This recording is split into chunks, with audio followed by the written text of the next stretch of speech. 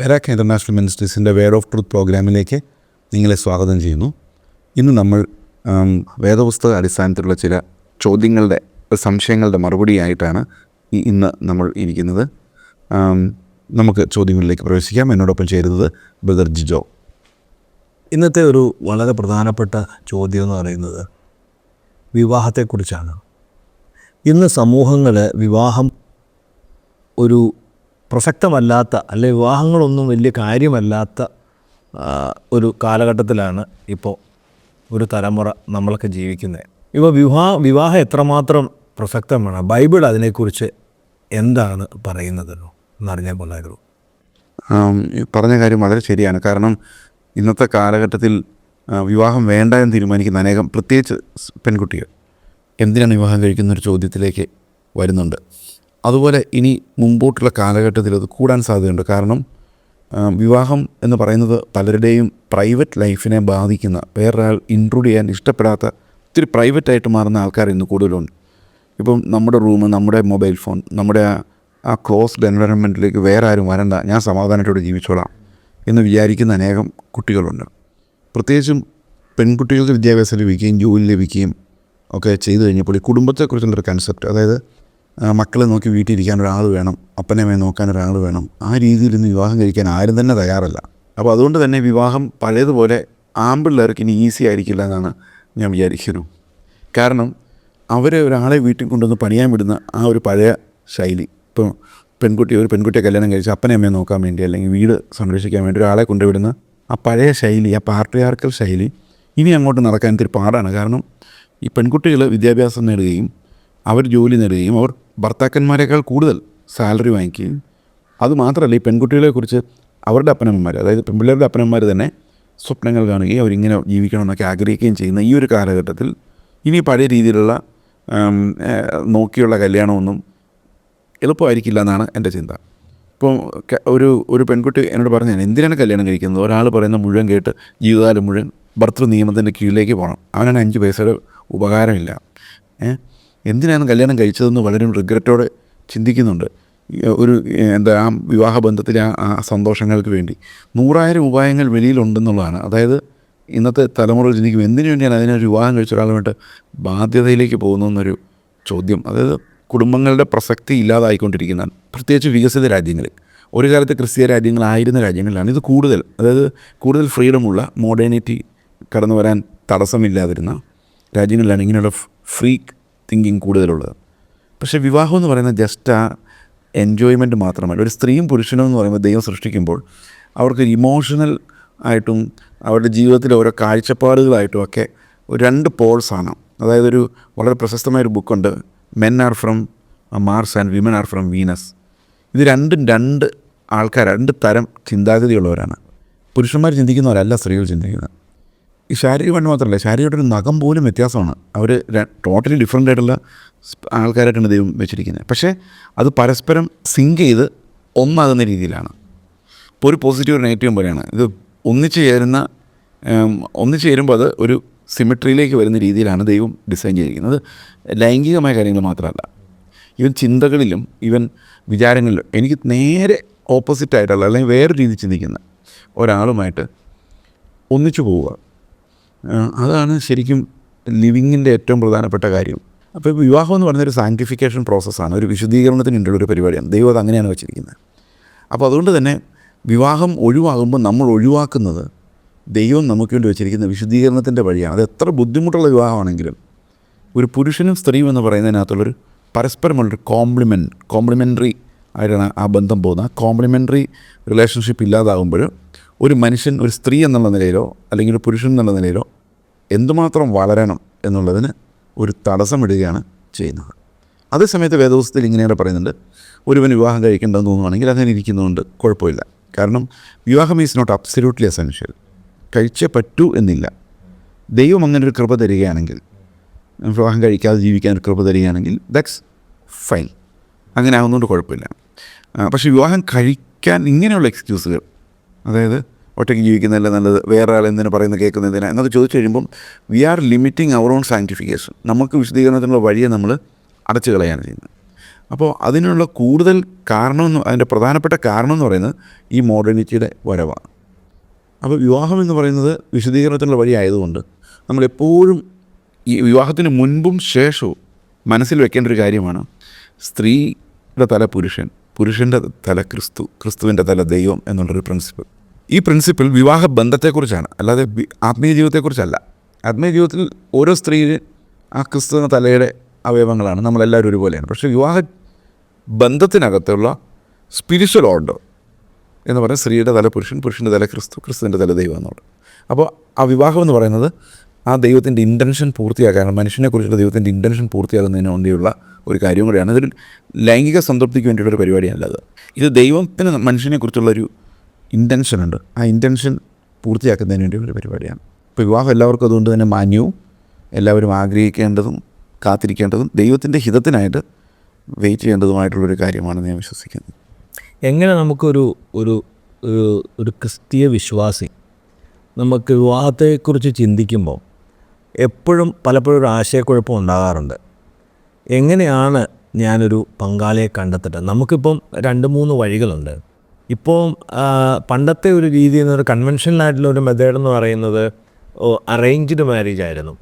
ഇപ്പോഴത് വന്ന് ഇപ്പം ഈ പ്രേമവിവാഹങ്ങൾ വളരെ വർദ്ധിച്ചു വരുന്ന ഒരു കാലഘട്ടത്തിലാണ് നമ്മളിരിക്കുന്നത്. പ്രത്യേകിച്ച് ക്രിസ്തീയ വിശ്വാസികൾ ക്രിസ്തുവിനെ വിശ്വാസമില്ലാത്ത ഈ അന്ധമായ ആ റിലേഷൻഷിപ്പിലേക്ക് പോയിട്ട് ക്രിസ്തുവിന് വിശ്വാസമില്ലാത്ത റിലേഷൻഷിപ്പുകളിലേക്ക് പോയി വിവാഹങ്ങൾ നടക്കുന്നു. അപ്പോൾ എങ്ങനെയാണ് നമ്മൾ ഒരു ക്രിസ്തീയ വിശ്വാസി ഒരു പങ്കാളിയെ തിരഞ്ഞെടുക്കേണ്ടത്? അതിൻ്റെ ഒരു മാനദണ്ഡങ്ങൾ എന്താണ്? ബൈബിൾ എന്താണ് അതിനെക്കുറിച്ച് പറയുന്നത്? ബൈബിളിലെ 2 തരത്തിലുള്ള വിവാഹങ്ങളുമുണ്ട്. അതായത് അറേഞ്ച്ഡ് ആയിട്ടുള്ള മാരേജും ഒരാൾക്ക് ഇഷ്ടം തോന്നിയിട്ട് വിവാഹം കഴിക്കുന്ന രീതിയിലുള്ള മാരേജ്, 2 രീതിയിലും വേദപുസ്തകത്തിൽ നമുക്ക് കാണാൻ പറ്റും. അപ്പോൾ ഇതിലേതാണ് ശരിയെന്ന് വെച്ച് കഴിഞ്ഞാൽ 2 തെറ്റാണെന്നാണ് ഞാൻ പറയുന്നത്. അപ്പോൾ ബൈബിളിലുണ്ടല്ലോ ചോദിക്കുമ്പം ബൈബിളിൽ ദൈവിക നിയമപ്രകാരമാണ് നടക്കുന്നത്. പക്ഷേ ഇന്നത്തെ നമ്മുടെ സമൂഹത്തിൽ നോക്കി കഴിയുമ്പം പ്രണയവിവാഹങ്ങളായാലും അറേഞ്ച്ഡ് മാരേജ് ആയാലും 2 ദൈവഹിതമായിരിക്കണമെന്ന് നിർബന്ധമൊന്നുമില്ല. അതായത് ദൈവത്തിൻ്റെ ഒരു ഇഷ്ടത്തിനനുസരിച്ച് പേരൻസ് ചിന്തിക്കണമെന്നില്ല, പിള്ളേർ ചിന്തിക്കണമെന്നില്ല. നമുക്കാദ്യം പ്രണയവിവാഹങ്ങളുടെ ഒരു കാര്യം എടുക്കാം. ചിലപ്പോൾ ഞാനിങ്ങനെ കൗൺസിലിംഗ് നിൽക്കുമ്പോൾ പലരും പറഞ്ഞിട്ടുണ്ട് എനിക്ക് അയാളില്ലാതെ ജീവിക്കാൻ പറ്റത്തില്ല. ഇപ്പം ഞാനോട് ചോദിച്ച കാര്യം, നിങ്ങൾ ആ സാഹചര്യത്തിലൂടെ പോയില്ലായിരുന്നു, വേറൊരാളായിരുന്നു കണ്ടതെങ്കിൽ അയാളെക്കുറിച്ച് ഇത് തോന്നിയേനെ. ഇതൊരു ബയോളജിക്കൽ ആയിട്ടുള്ളൊരു കാര്യമാണ്, ഇതൊരു സ്പിരിച്വൽ കാര്യമല്ല. ഇപ്പോൾ ഒരാളോട് ഇയാളുടെ കൂടെ ഞാൻ ജീവിക്കും എന്ന് ഒരു പെൺകുട്ടിക്ക് തോന്നുന്നുണ്ട്, ഒരു ആൺകുട്ടിക്ക് ഇയാളുടെ കൂടെ ജീവിക്കാൻ പറ്റുള്ളൂ എന്നൊക്കെ തോന്നുന്നത് ആ വളർച്ചയുടെ ഭാഗമായ ഒരു കെമിക്കൽ പ്രോസസ്സാണ്, ഒരു ബയോളജിക്കൽ പ്രോസസ്സാണ്. അതായത് ഒരു പുരുഷനായി ഒരു സ്ത്രീയായി എന്നുള്ളതിൻ്റെ അടയാളമാണത്.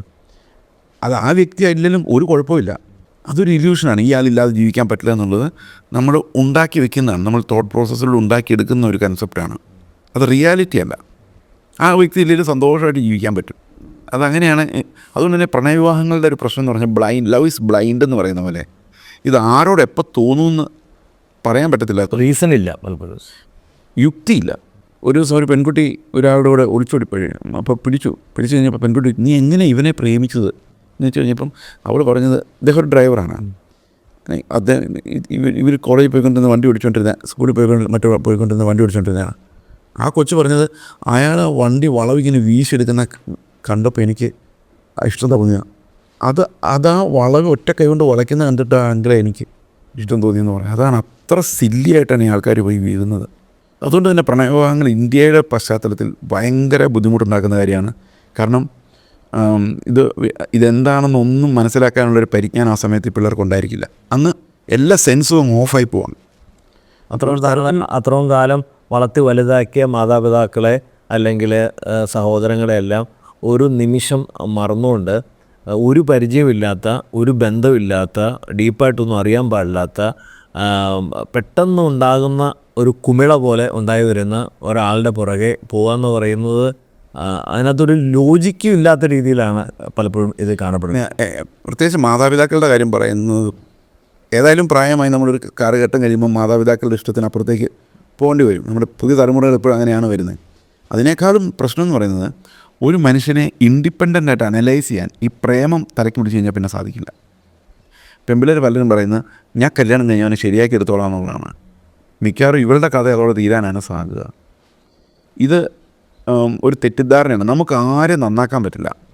ഇപ്പോൾ വിശ്വാസികളെ പിള്ളേർ പോയിട്ട് അവിശ്വാസികളെ കല്യാണം കഴിച്ചിട്ട് അവർ പറയുന്നത് ഞങ്ങളവനെ മാറ്റിയെടുത്തോളാം, അവനിപ്പോൾ ബൈബിളൊക്കെ വായിക്കുന്നത് നന്നായി തോന്നുന്നു. ഇതിൻ്റെ പ്രശ്നം ആരെയൊക്കെയാണ് ദൈവം തിരഞ്ഞെടുത്തതെന്നോ കണ്ടിട്ടുള്ളതെന്നോ ആരൊക്കെയാണ് വിശ്വസിക്കുന്നത് ദൈവത്തിനല്ല, അതൊരു മനുഷ്യനും അറിയത്തില്ല. അതെ.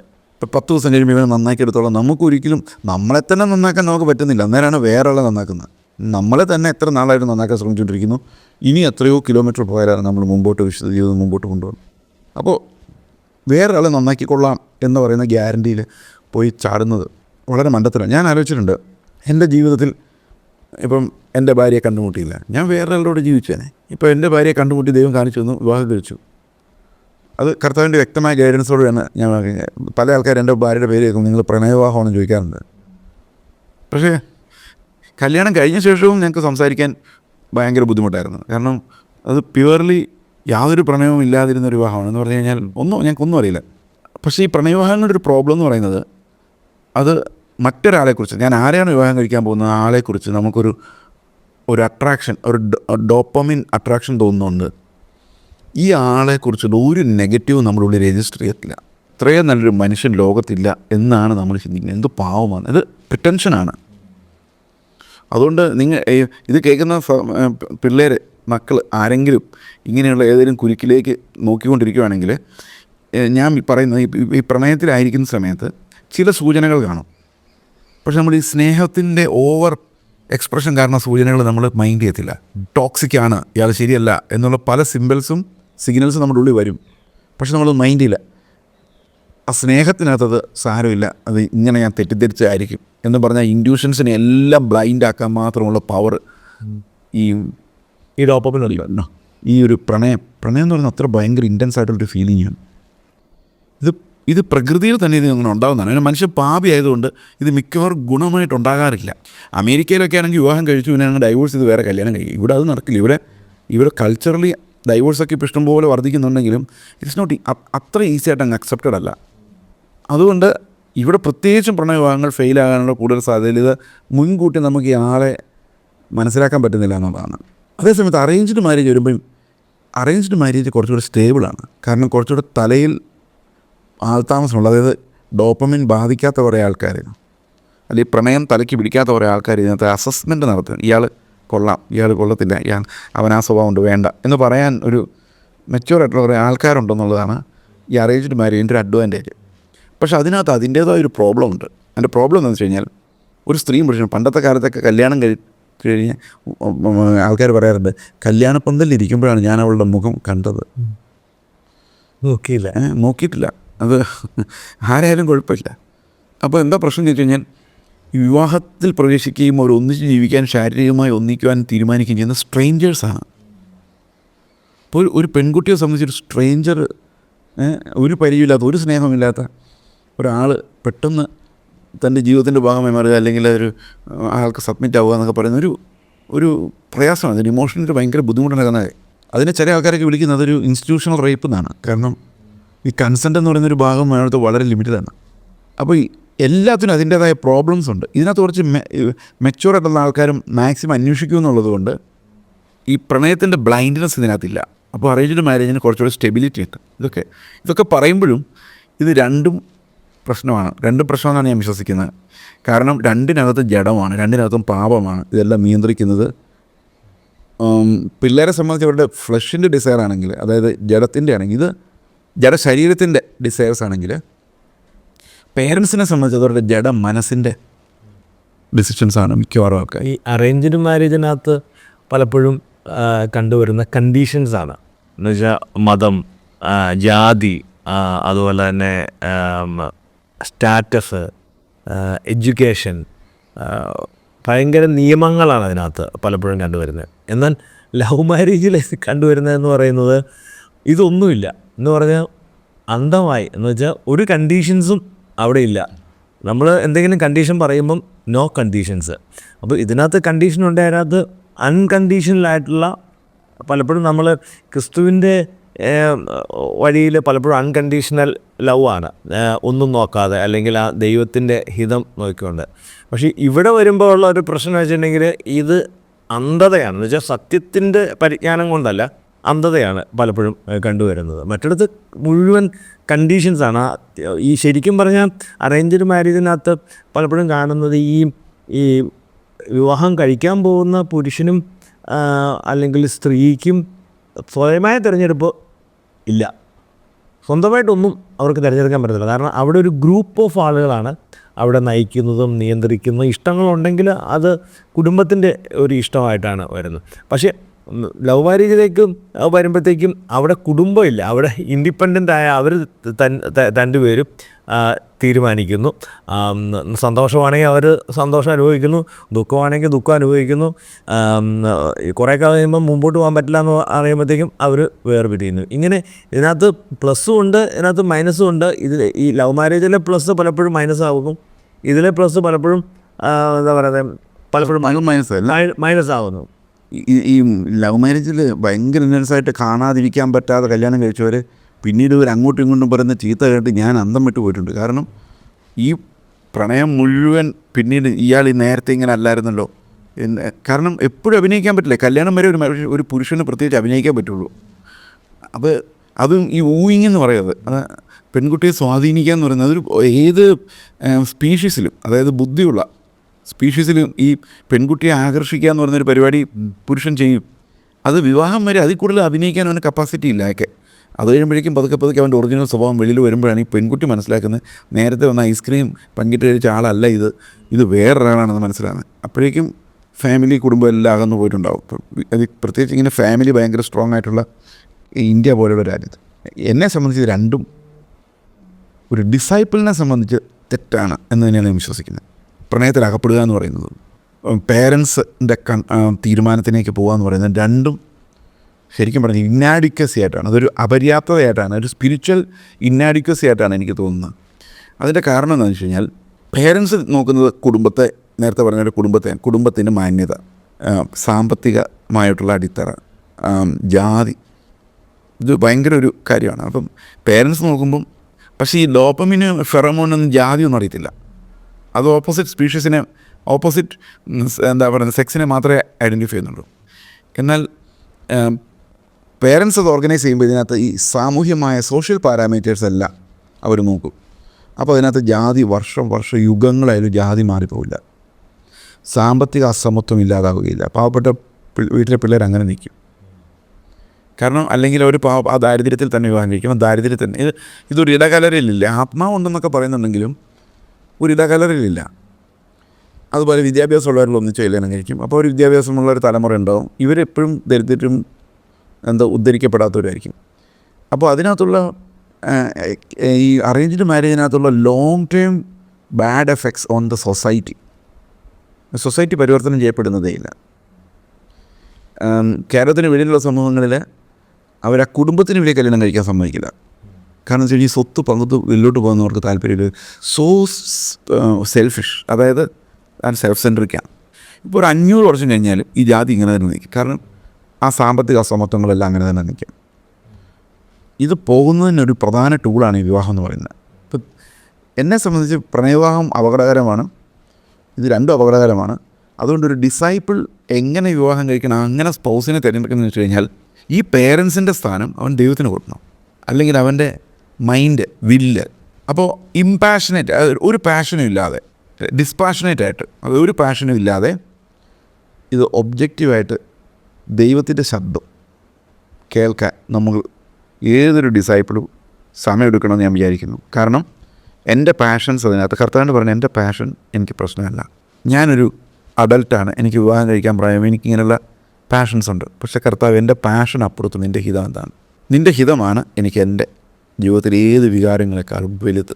I love your will more than anything. അപ്പോൾ ഇത് പാഷൻ ഇല്ലാതെ വിൽ അന്വേഷിക്കുന്നതും പാഷൻ ഇരിക്കുമ്പോൾ വിൽ അന്വേഷിക്കുന്നത് വ്യത്യാസമാണ്. ഇപ്പോൾ ഒരു പെൺകുട്ടിയോട് ഒരാൾക്ക് പ്രണയം തോന്നുന്നു, ഭയങ്കര ഇൻറ്റൻസ് പ്രണയമാണ്. എന്നിട്ട് ഒരു ദൈവത്തോട് ചോദിക്കുക, ദൈവം നിൻ്റെ ഹിതമാണെന്ന് വെച്ച് കഴിഞ്ഞാൽ മിക്കവാറും അവൻ്റെ മൈൻഡ് തന്നെ ദൈവമായിട്ട് മാറും. മൈൻഡ് തന്നെ പറയും ഓക്കേടാ ഇതൊക്കെ ഞാൻ പിന്നെ ശരിയാക്കി എടുത്തോളാം. അപ്പോൾ മൈൻഡ് തന്നെ അങ്ങനെ ദൈവമായിട്ട് മാറും. ദൈവത്തിൻ്റെ ശബ്ദം കേൾക്കാൻ പറ്റില്ല. ദൈവത്തിൻ്റെ ശബ്ദം കേൾക്കാൻ പറ്റണമെങ്കിൽ ഈ ആളോടുള്ള പാഷൻ ഞാൻ സാക്രിഫൈസ് ചെയ്യേണ്ടി വരും. ആ പാഷൻ്റെ മേലുള്ള, അതായത് ആ വികാരത്തിൻ്റെ പേരിലുള്ള എല്ലാ തീരുമാനങ്ങൾക്കും പ്രശ്നമുണ്ട്. അപ്പോൾ ഇനി ഇതിനകത്ത് എന്താണ് ഒരു മനുഷ്യൻ നോക്കേണ്ട പാരാമീറ്റർ? എനിക്ക് തോന്നുന്നു സ്ത്രീകൾക്കാണ് കുറച്ചുകൂടെ ചോയ്സ് ഈസി ആകുന്നത് പുരുഷന്മാരെക്കാളും. കാരണം പുരുഷൻ കർത്താവിൽ നിന്ന് തന്നെ അത് നോക്കണം. കാരണം സ്ത്രീയുടെ തല പുരുഷൻ, പുരുഷൻ്റെ തല ക്രിസ്തു ആയതുകൊണ്ട് ഈ ക്രിസ്തുവിന് തന്നെ ആ കർത്താവിൻ്റെ ഡയറക്ഷൻ തന്നെ ഒരു പുരുഷൻ നോക്കണം എന്നാണ് ഞാൻ വിചാരിക്കുന്നത്. സ്ത്രീയെ സംബന്ധിച്ച് ഒറ്റ ചോദ്യം ചോദിച്ചാൽ മതി, എന്നെ ക്രിസ്തുവിലേക്ക് നടത്താൻ, എൻ്റെ തലയായിരിക്കാൻ, ആത്മീക തലയായിരിക്കാൻ, എൻ്റെ ബലഹീനതകൾ ഉൾക്കൊള്ളാൻ മാത്രം ദൈവഭയമുള്ള ഞാൻ അവനെ നടത്തുകയല്ല. അതാണ് ഈ സ്ത്രീ പെൺപിള്ളേരുടെ തലയിൽ വരുന്ന മിസ്റ്റേക്ക്. പെൺപിള്ളേർ പലപ്പോഴും ചിന്തിക്കുന്നത് എൻ്റെ ആത്മീയതയിലേക്ക് അവനെ കൊണ്ടുവരാമെന്ന്. അതുകൊണ്ട് കാര്യമില്ല. That's not how it should work. ഒരു പെൺകുട്ടി നോക്കുമ്പോൾ എപ്പോഴും നോക്കുന്നത് ഞാൻ അവനെ നന്നാക്കി എടുക്കാമെന്നല്ല, അവൻ എന്നെ ക്രിസ്തുവിൻ്റെ മുമ്പിൽ നിർത്തുവാൻ, എൻ്റെ തലയായിരിക്കാൻ ക്രിസ്തു അവൻ്റെ തലയാണോ? ഈ ഒരു ചോദ്യം, ഈ ഒരു ടെസ്റ്റിന് മുമ്പിൽ, ആ ഒരു ടെസ്റ്റാണ്. എനിക്കൊരു കുട്ടി അറിയാം. ആ കുട്ടി ഏത് കല്യാണം ആലോചന വന്നാലും ചോദിക്കും, ജീവിതത്തിൽ ഏറ്റവും വലിയ കാര്യം എന്താണ്? അവർ പറയും കുടുംബമാണ്. കല്യാണം കഴിക്കാൻ വന്നയാളാണല്ലോ, അല്ലെങ്കിൽ നമ്മൾ സമാധാനമായിട്ട് ജീവിക്കുന്നതാണ്, അല്ലെ ദൈവമാണെന്ന് വരെ പറയാം. എങ്കിൽ പോലും അവിടെ നോ പറഞ്ഞു. അവസാനം 32 വയസ്സായപ്പോഴാണ് കല്യാണം നടക്കുന്നത്. ഒരാൾ പറഞ്ഞു കർത്താവ് മാത്രമേ ഉള്ളൂ, വേറെ ഒന്നും പ്രധാനമല്ല, ബാക്കിയെല്ലാം. അപ്പോൾ ആ പറയുന്ന ഒരാളെ കിട്ടാൻ വേണ്ടി 6-7 വർഷമാണ് സാഹചര്യം. അപ്പം സ്പിരിച്വൽ മെച്യൂരിറ്റി എന്ന് പറയുന്നത്, വളർച്ചയെന്ന് പറയുന്നത്, നമ്മൾ ചെറുപ്പം തൊട്ടേ പിള്ളേരെ അഭ്യസിപ്പിക്കേണ്ട ഒരു കാര്യമുണ്ട്. നിൻ്റെ അപ്പനും അമ്മയല്ല നിൻ്റെ യജമാനന്മാർ. നമ്മൾ ബയോളജിക്കലി പിള്ളേരുണ്ടായെന്ന് വിചാരിച്ചുകൊണ്ട് അവരുടെ ജീവിതം മുഴുവൻ നമ്മൾ നിയന്ത്രിക്കേണ്ട, അല്ല നമ്മൾ കൊണ്ടു നടക്കേണ്ട അല്ല.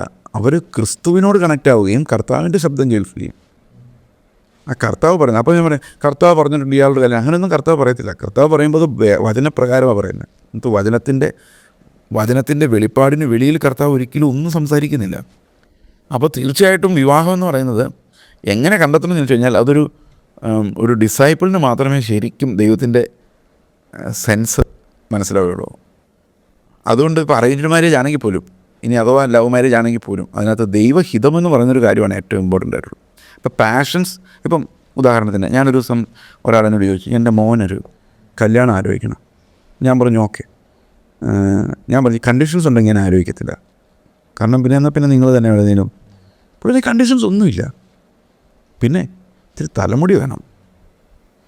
അവൻ MA വരെ പഠിച്ച ഒരു MA എങ്കിലും പഠിച്ച ഒരു പെൺകുട്ടി വേണം.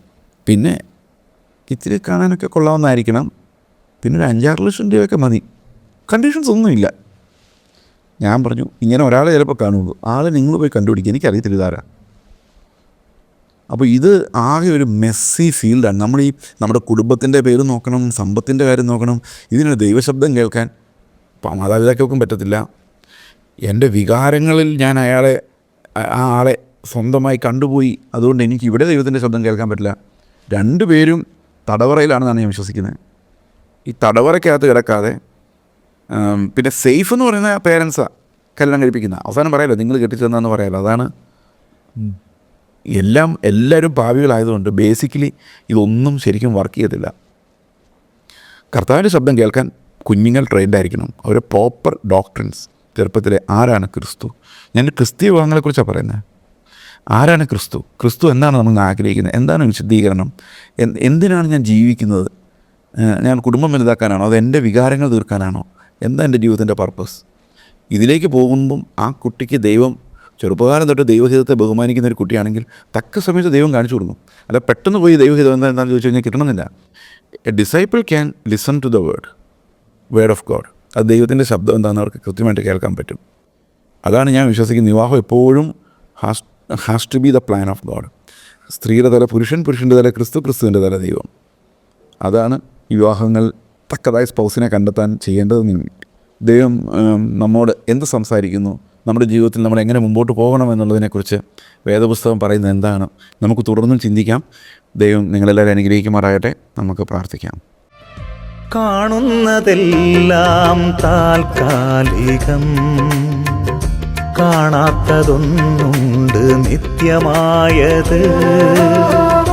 കാണുന്നതെല്ലാം താൽക്കാലികം, കാണാത്തതൊന്നുണ്ട് നിത്യമായത്. പ്രാപിപ്പാനായി ഞാൻ ഓടിടുന്നു, ശക്തി പകരണേ പൊന്നു നാഥ. പ്രാപിപ്പാനായി ഞാൻ ഓടിടുന്നു. ശക്തി പകരണേ പൊന്നു നാഥ, കാണുന്നതെല്ലാം താൽക്കാലികം, കാണാത്തതൊന്നുണ്ട് നിത്യമായത്.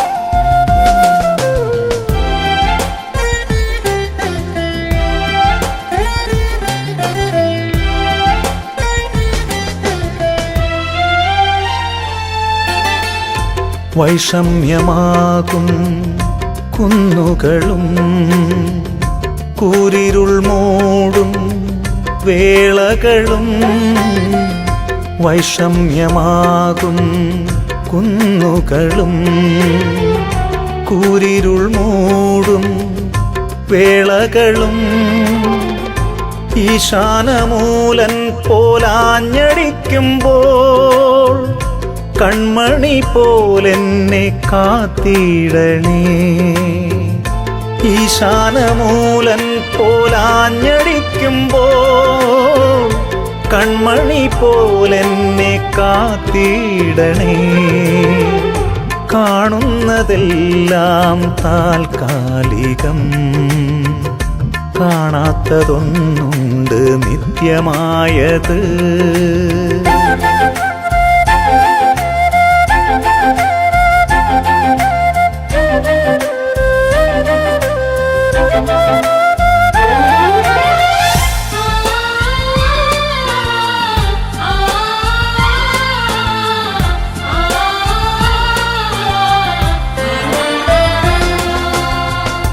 ഉഷ്ണവും ശൈത്യവും